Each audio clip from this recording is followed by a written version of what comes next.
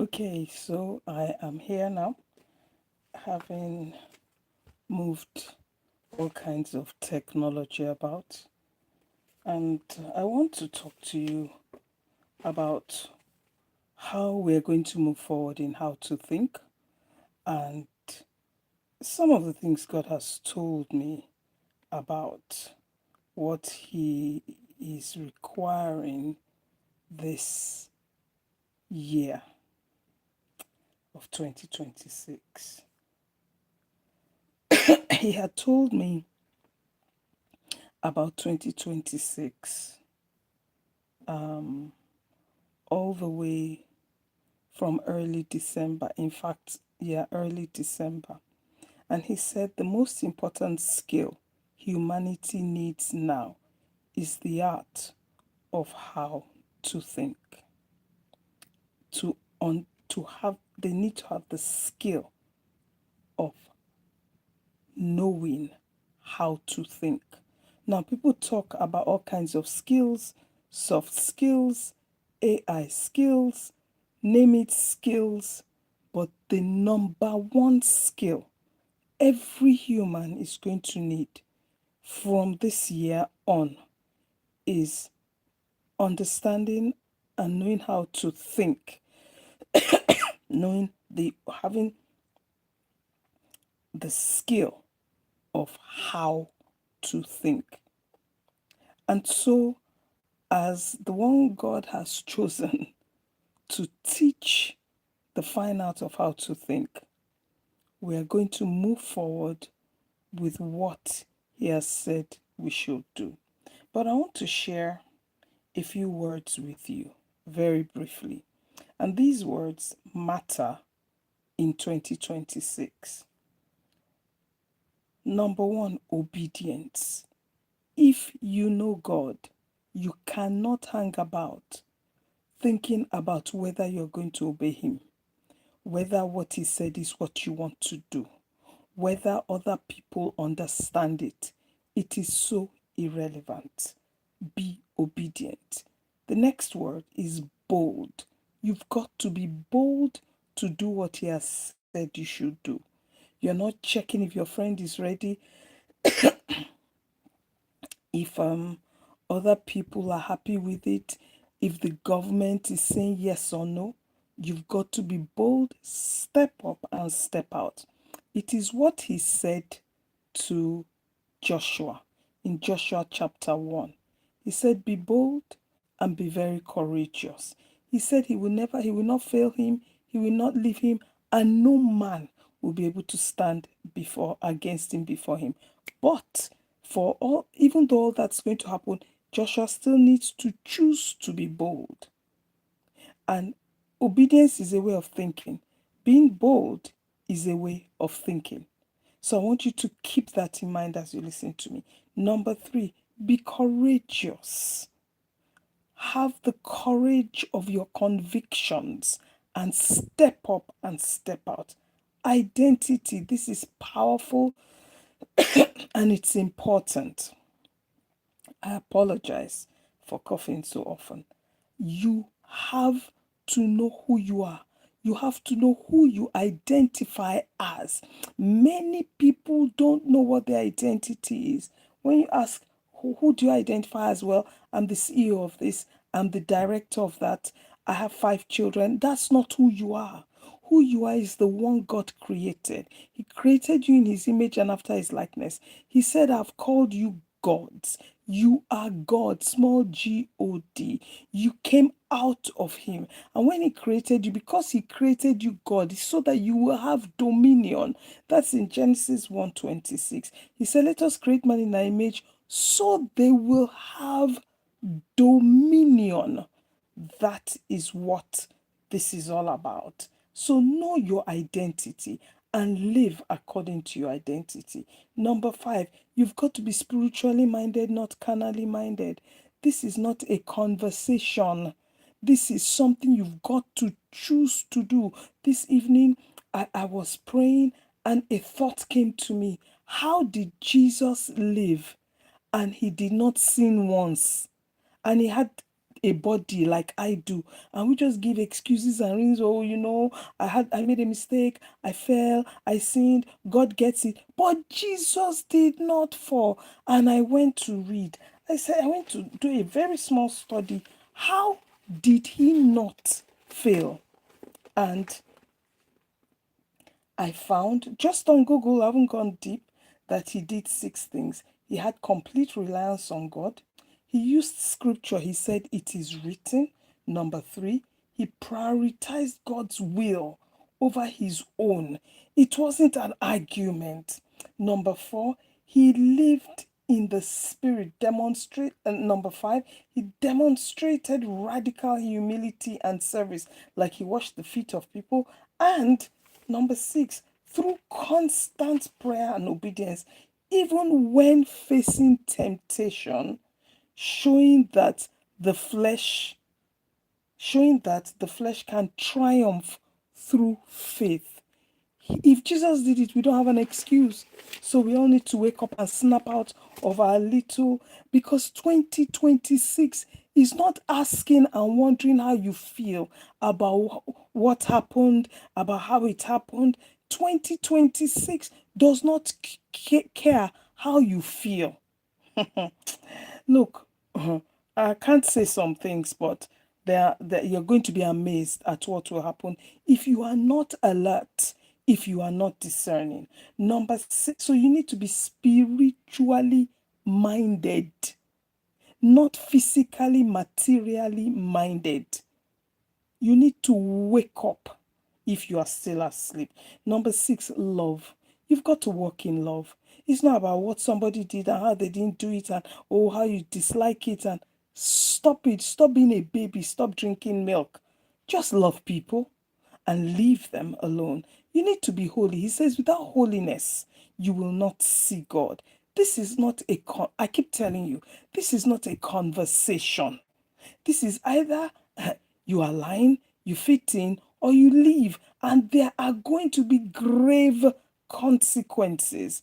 These aren't the days of preparation. You should have prepared in 2025, 2024, 2023, 2021, 2020 COVID year. That should have told you a thing or two. So some of you might have to prepare now and execute at the same time. Whatever it takes, do. Make sure you are doing it. Number 8, you've got to be whole.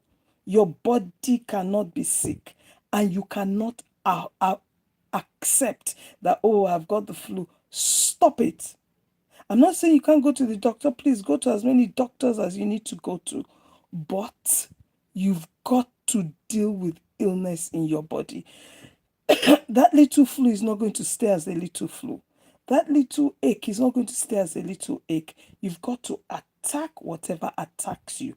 The main word for me, number 9, is audacity. You've got to have the chutzpah, the cheek to get up and get what you want. Get what he has sent you to do. Do what he has sent you to do. Get up.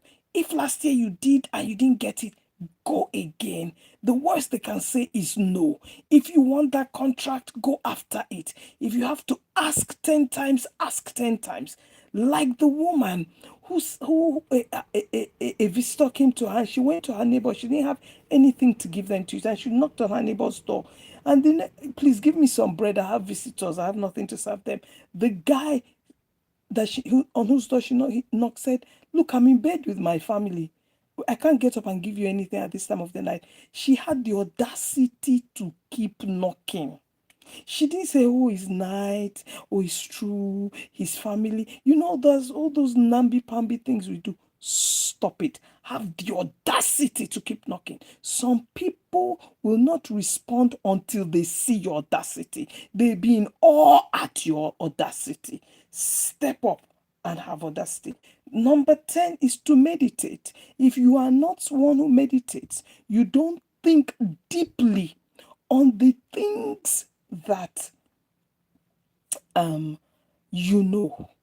particularly, because we're always meditating, but what we meditate on is what matters. If you are not reading the scriptures, studying the scriptures, and thinking deeply on them, you're not serious. You're not ready to move. You're not ready for growth. You're still drinking milk. You need to stop it.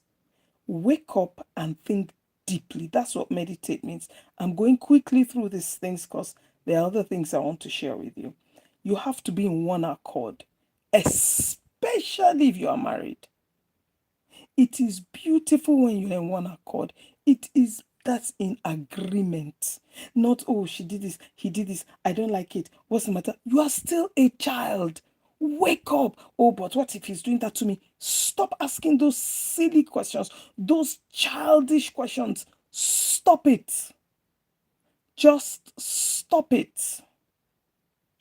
And be in one accord. Number 12, be fearless. Be fearless in 2026. Go there. Do it. Ask the question. Walk in with your full chest and say, I want 1, 2, 3, 4, 5, 6. Be polite, be kind, but be fearless. Number 13, you've got to be mature. There are some things that God will never tell you because you're still a baby. Why should He tell you? He's been saying to you for years, grow up here, stop doing this, come there, stand up, sit down. You have not done any. You are still giving excuses. Well, I don't have the money, I don't have the resources. This country, oh, I'm black, I'm white, I'm not old enough. Stop it. He will not talk to you again.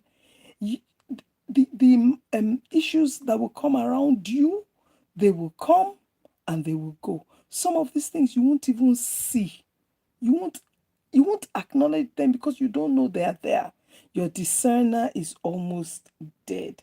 That's maturity. So become mature. Number 14, I've mentioned it. That was the first thing I said. The most important skill you need to have is to understand the fine art of how to think. You know why? Because everything starts with a thought. You don't have to agree. It is true.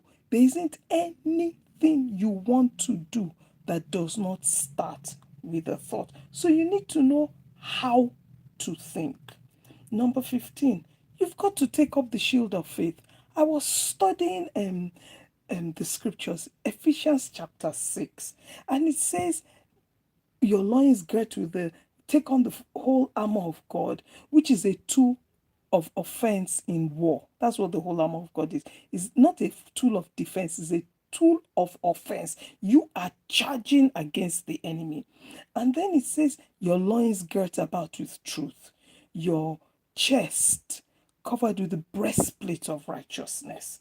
Then it goes on to say, and above all, take up the shield of faith. And then it goes on, your feet shod with the gospel of peace, your head covered with the helmet of salvation, and in your hands the sword of the Spirit, which is the word of God. I say, wait a minute. Every part, all these parts of the body was mentioned. Your waist, your chest, your hand, your feet, and there is one more. Your feet shod with the gospel of peace. I've mentioned your hands and then your head. So I said, but there is more. Faith, the shield of faith. But that does not cover any part of your physical body. It is a state of mind. It is not something covering a part of your body. It is a state of mind. The shield of faith. And what do you use that particular part of the armor for? It says the shield of faith above all. The shield of faith is that which you will use to quench and extinguish the flaming arrows of the evil one. No other part of the armor does that. Only the shield of faith. I want you to think on this. So you're going to need these things in 2026. Number 16, forgiveness. Please forgive quickly. I always say I have a basket of forgiveness. It's a basket because baskets have holes. They're not like plastic buckets or anything. So that forgiveness will just pour out without control. I forgive you, I forgive you, I forgive you. Because I'm not going to have anything disturb me. in my walk with God. Number 17, rest. Rest. Operate and live from a position of rest. Rest. Chill out. Relax. Repose. Lean back. Don't start operating from a position of aggravation, stress, what are we going to do, and all that stuff. Chill out, be still, and know that He is God. You can't fix it with all your palpitations. You just have high blood pressure for reasons that are not, they don't even carry water. So snap out of it. Rest.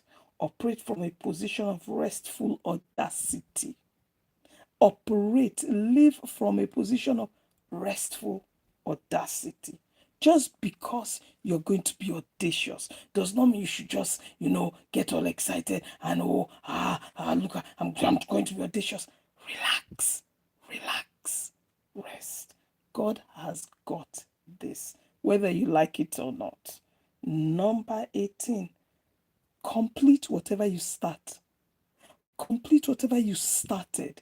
This is the completion year. Complete it. Stop hanging about, giving excuses and reasons, and spending time with people who will feed you with excuses and reasons why you shouldn't get things done. Not only should you do it, complete it. Once you start, it must be completed. Number 19, be slow to speak. Don't be quick to speak. Be slow to speak. It's not everything you want to say you should say. The Bible says that a wise man, even though he has something to say and he does not, that a foolish man who is quiet, rather, people will think he's wise because he's not saying everything on his mind. I'm still learning that. It's not everything you need to say. Shh. Don't say everything. This year, be slow to speak. Number 20, be quick to hear. You might speak better if you listen more. Somebody says we have one mouth and two ears for a reason. Hear more than you speak. This 2026, be quick to hear. I have a list. It's at the beginning of my journal. So I look at it every day and I pray over each word every day. Number 21, wisdom. Go after wisdom. Go and find it. Get understanding after you've got wisdom. Don't hang about. Go and read Proverbs chapter 3 and read Proverbs chapter 4. All I'd never noticed before till today. It was all about wisdom, wisdom, wisdom. How come wisdom is more precious than rubies? I said, what? And it refers to wisdom as lady wisdom. So, oh, really? It says a virtuous woman is more precious than rubies. It says it's more precious than gold, even fine gold. Wisdom? Then I had to go back and I looked further. I found that in 1 Corinthians chapter 1, I think it's verse 30, it says, Jesus has been made wisdom to us. I said, ooh, wisdom. Don't play. Go look for it. Go find it. Go get it. If you also look at Proverbs chapter 8, it's all about wisdom. In fact, Proverbs chapter 8 is very profound. I think it's the last verse. It says that he that does not have wisdom does not value his life. He that hates wisdom does not value their own life. Don't be that person. Get understanding. That's number 22. Don't mess about. Number 23, get knowledge. Don't play. I keep telling you this. Number 24, have the fear of the Lord. It is the beginning of wisdom. Don't keep strutting about and saying, no, I can do this. I can do that. God has helped me. Look, this year, 2026, we will be brought to the dust if you don't fear God and chill. Relax. Don't go if He hasn't sent you. Don't speak if He hasn't said you should speak. Number 25, trust in the Lord with all your heart. Not some of it, all your heart, all your intellect, all your feelings, all your will. Trust in the Lord with all your heart. Number 26. Put on the whole armor of God, not part of it, the whole armor of God. Because it's your tool of offense at war. And for those of you who don't know, you're not fighting against flesh and blood. It's not one man there, one woman there, one government. No, no, no, no, no. You are fighting against principalities, against powers, against rulers of the darkness of this world, against spiritual wickedness in high places. So you don't use a physical sword and a physical bomb. You don't do that with those entities. You put on the whole armor of God. Number 27. Sharpen your discerner. You must be discerning. You must be able to look at something with your natural eyes and see it also with your spiritual eyes and know exactly what to do. You must sharpen it. You must exercise it. Hebrews 5:14. It says that those by reason of use have exercised their senses to discern the difference between good and evil. So in order for you to discern the difference between good and evil, so you will know which is good and which is evil, you need to exercise your senses. It's not just going to happen. You're not just going to know what to do. You're not just going to see it. You've got to exercise your senses. The way you go to the gym and exercise, the way you work out in your bedroom, exercise your senses. Sharpen your discerner. It is for now. And number 28, be strong. Be strong. You can't use somebody else's strength. You've got to use your own. Be strong. And so those are the words and those are the things God has said to me. I hope it serves you. In how to think, this is what we're going to do during the course of this year. I don't have the exact step by step, but we are going to do it. The first thing is I have written 7 mini ebooks based on the book by James Allen called As a Man Thinketh. And those mini ebooks are going to be out for sale in the next 48 hours or so. That will lead to a free webinar and then a coaching program, a paid group coaching program. It is the Power Pack ebook mini series. So we are starting with that this year. This was an instruction God. It was like he told me last like 2 weeks ago, let's say it's a Saturday, he said, I want you to write 7 mini ebooks. I said, pardon. And I didn't have a title. I didn't know what. Anyway, with obedience, he said, I want you to write 7 mini ebooks in the next 7 days. You write 1 mini ebook a day. I said, okay.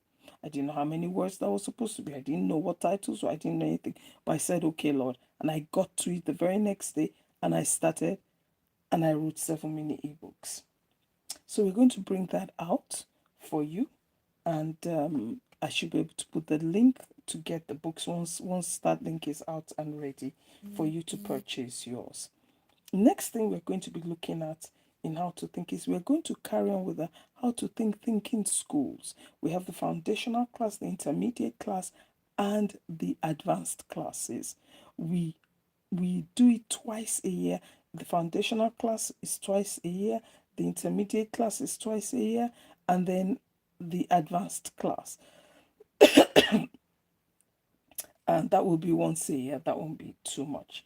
The foundational class is 8 weeks long. The intermediate class is 8 weeks long, and the advanced class is 12 weeks long. The foundational class is free for anyone to attend over those 8 weeks. And if you're interested, I'm going to put the link to register for the next foundational class, which will start in January this year, January 2026.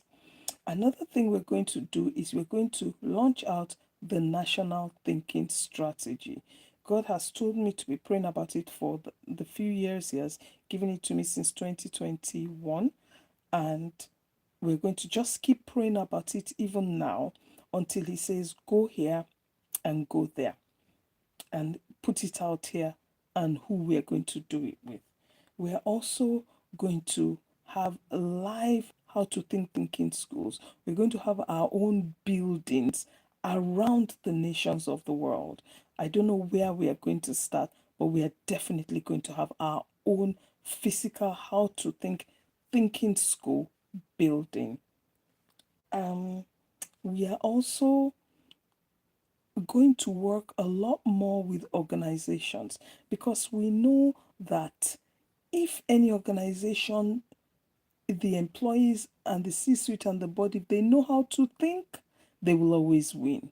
So we're taking our program into organizations deliberately, determinedly, so that we'll take it as far as we need to go. We're a global company and we are going around the world. We are not sitting around. So if you have an organization where you think we can help, we call it CEO thinking, then leave something, a message in the comments, and we'll come and I'll respond to you in the comments telling you what next to do.